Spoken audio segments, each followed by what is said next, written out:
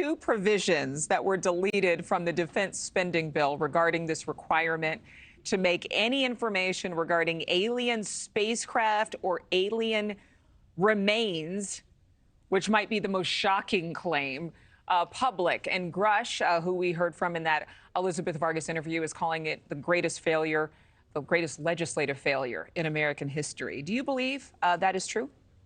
Yes, ma'am. I don't know about the greatest so far. I would say by the end of the week we might surpass that. But yeah, I had a simple amendment, basically on one of the reauthorization bills that just said if a commercial airline pilot spots an anomaly, a UFO or what have you, and makes that report to the FAA, that it would be they'd have to make that report to Congress. Yet I was told the amendment was not even considered, and they said it was because the intelligence community didn't like it, not the committee. Talking about unelected bureaucrats at the Pentagon, and you got to realize the Pentagon has not passed an audit the last 6 times in the history of auditing the Pentagon. Over 1/2 of their assets are unaccounted for, ma'am, and these are the people we trust with our billion, and we rewarded them with, I think, $40 billion new dollars for their mishandling of our tax dollars. This is what's going on, ma'am. The inmates are running the asylum, and we've got to put a stop to this. It's about broader transparency for you and those of you who are outraged by some of these responses or non-responses, especially from the Defense Department, as you mentioned, not able to tell us exactly where all this money went. But I have to ask you about this this need for more transparency, but also more information. Grusch is actually advocating for someone to advise the president more on this topic of UAPs and UFOs. Do you agree with that as well? Yes, ma'am. That was in Senator Schumer's amendment. His amendment was over 60 pages. It had a review committee. I had a simple 1.5-page amendment that just said if it dealt with it and it didn't affect national security, then they should release those files.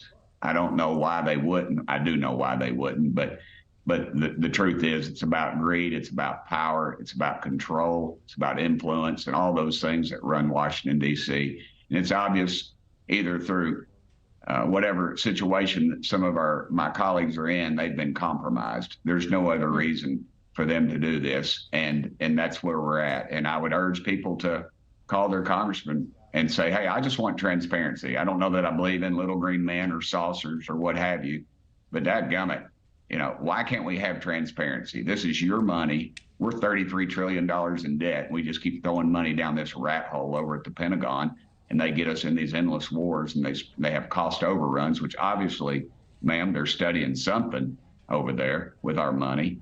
They're studying something. And I heard you earlier quoting the Bible to defend the existence of life other than human life.